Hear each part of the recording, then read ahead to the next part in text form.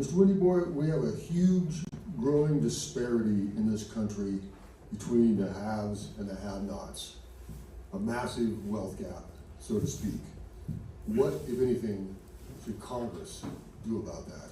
First of all, we need to repeal this big, beautiful bill that increased the federal deficit by $4.8 trillion. And the top 1% of the people who are getting the benefits and tax breaks, that's not fair to the average Montanan. We have a lot of issues that need to be addressed in Montana that needs to be prioritized. And the reprioritizing of these particular issues need to happen from day one. I've been in the legislature for 24 years. I balanced all the budgets. I voted for them. That's what needs to happen here. We need to reprioritize the priorities that's going to be impactful for everyday Montanans. We're doing away with Medicaid and all of these other issues that have been shut down and have been taken away. That's not fair to Montanans. That's not our values. And as far as the have-nots, those are the particular issues that need to be reprioritized and needs to be shifted back as a priority. Top 1%, some of those he even mentioned that they are willing to take the increased tax burden to make that adjustment. Just in 2 years, our competitor on the Republican side voted for that $4.8 trillion. Can you imagine what 12 zeros behind the number is?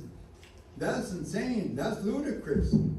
It should be against the law, and if something like that needs to happen, we need to send somebody to DC with the experience and the know-how to solve problems and bring a solution to the floor. And I'm the one who can do that. Thank you. Mr. Miller, your response. Yes, so as Windyboy said, we do have to repeal and replace the One Big Beautiful Bill. For example, they cut $1 trillion from Medicaid. They gave $1 trillion in tax cuts to the top 1%. So that's one we got to reverse right off the gate. I mean, that's a straightforward one. Beyond that, it gets a lot more complicated. We're going to have some serious reforms. As it stands right now, the top 10% of wealth holders in the United States of America control 66% of the national net worth. The bottom 50% only hold 4%. And those are stats from the Federal Reserve of St. Louis.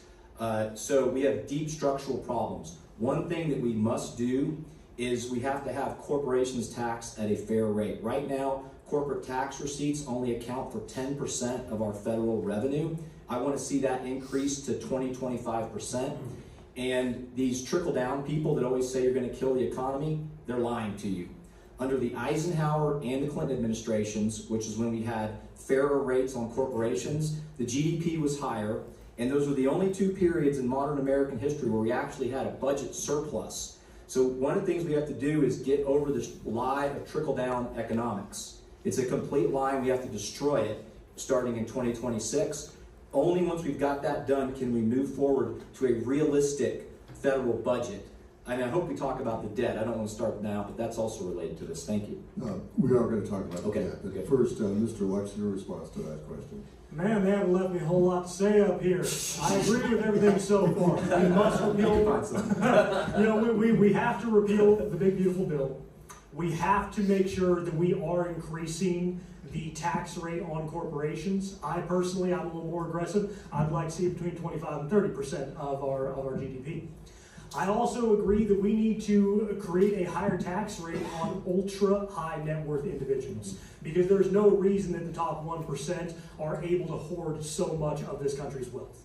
Lastly, I also want to see a new statistic made by the Bureau of Labor Statistics that will do an updated cost of living adjustment for full cost of living every single year. And I want to see a bill passed through Congress that will make it so that the minimum wage is automatically adjusted based off of that and not waiting for bureaucratic approval. And then at that point, I would look at Congress, I would look at all these mega corporations and say, we don't want to pay anymore. And I'd say, if you don't want to continue to up the minimum wage, then stop contributing to the factors of inflation. Thank you.